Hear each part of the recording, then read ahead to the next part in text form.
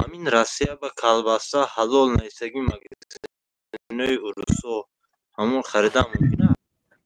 به قول یک دوملوکه می کالباسه حلالش هم نخورید. اگر 100% دانید که حلال است همونش هم نخورید. برای چی؟ برای آنکه آخر یک دنیا چیزای ضررآور آمیخته کردگی هستند.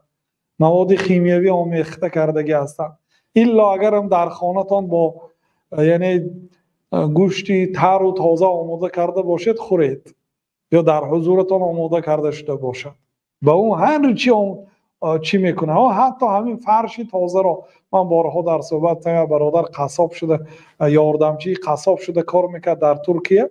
همین فرش است گوشتی فرش کالباسه نه فرش همین هم خودتون انتخاب کنید گویید که انا همین گوشت بود انا همین فرش کرده تی به من فرشی تیار هم نخرید. حتی میگوید که فرشی تیار چون گوشتی که امروز در بیرون استاد کمتر رنگش تغییر یافت کو روزی دراز در بیرون استاد گوشتی مثلا یک روز پیشنگی دینی دراز در بیرون استاد در هوا گوشت کمتر رنگش تغییر داد بوش خودش تغییر نیافت است گوشت حالی تازه است نگه رنگش کمتر تغییر داد یک قبط رنگش میبرید یعنی اون جای شمال و چنگ و رسیدگی هاش یک قبط تازه میکرد یعنی همون فرش میکرد.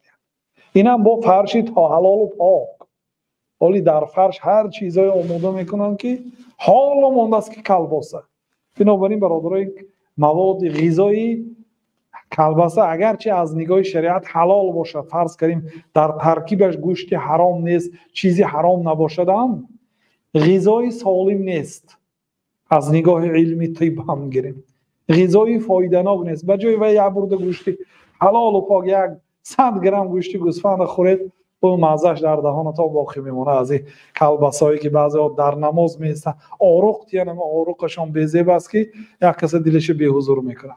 نخورید خوب است علل خصوص از آن رسیه که اکثرش دروغ است به حلال های وها باور نکنید دروغ مینویسن الا اگر یعنی 100% باوری باشد که همین کالباسه از گوشت حلال آماده شدگی هست در ترکیبش یگان حرام مواد حرام نیست در اون حالت یعنی از نگاه شریعت حلال هست ولی غذای سالم حساب نمیشد.